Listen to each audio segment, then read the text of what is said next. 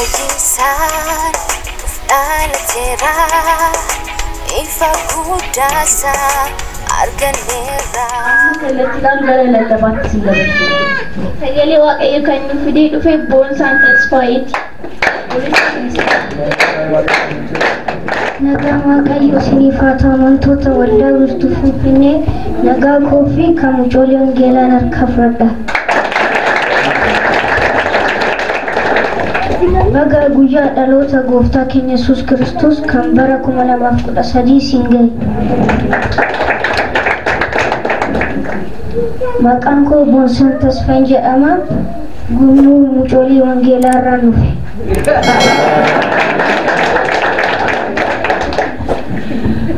Har'a sagalee Waaqayyoo yeroo muraasa waliin kan ilaallu ta'a. Wangeela Luqaas boqonnaa 2:6 irratti faarfataan gammee nu dubbisa.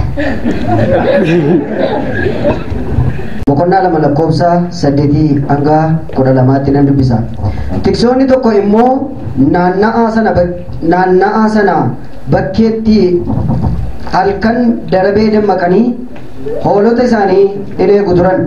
Ergamaan Waaqayyoo dingata isaan dura dhaabbatee ibni surraa gooftichaas naannoo isaaniitti ibsee kana irratti isaan na'anii guddaa sodaatan. Ergamichi garuu hin sodaatinaa, kunoo ani misraachoo gammachuu guddaa isinittan himoo, kunis saba hundumaaf kan ta'udha. Har'a mandara Daawit fayyisaan isiniif dhalateera. Inni immoo Kiristoos goofticha. Milikinni isaa immoo kana mucaa wayyaan itti maramee siree horii keessaa nyaatu irra ciisu in argitu isaaniin jedhee. Ameen. Waaqayyo isaa eebbisa. Ameen.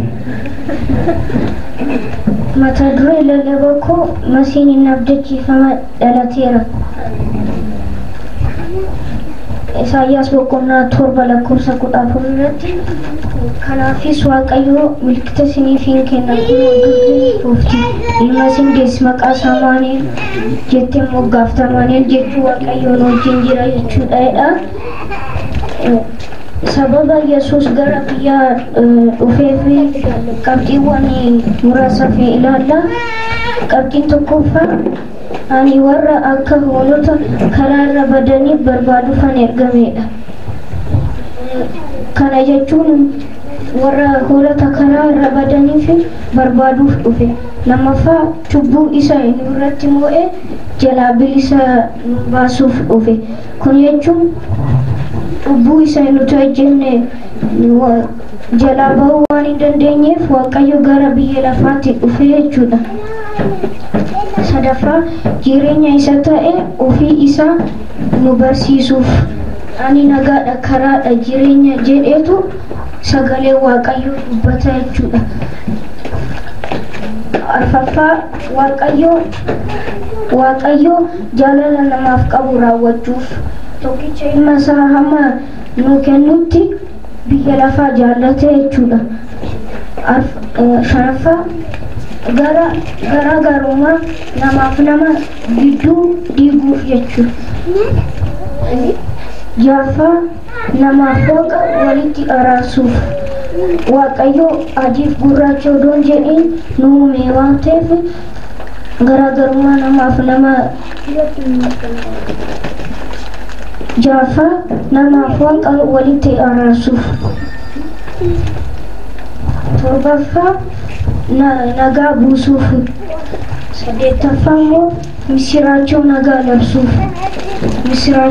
Saddeettaffaa misiraachoo nagaa nu labsuuf. Jaaffaa caaffata ormaa nurraa kaasuuf.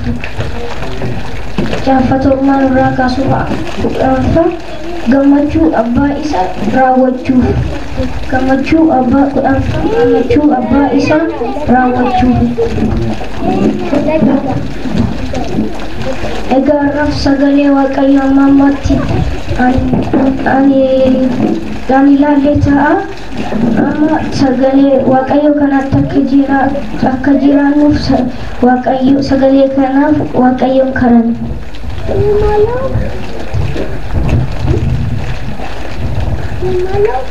yaa waaqayyo nu gargaartee nu eegdee nu geesse maqaan kee ulfaatu hunduma keenya nu gargaari nu jabeessi nu faana ta'i waldaa keenya gargaari yaa waaqayyo waldaa keenya gargaari hunduma keenya nu wajjin ta'i yaa waaqayyo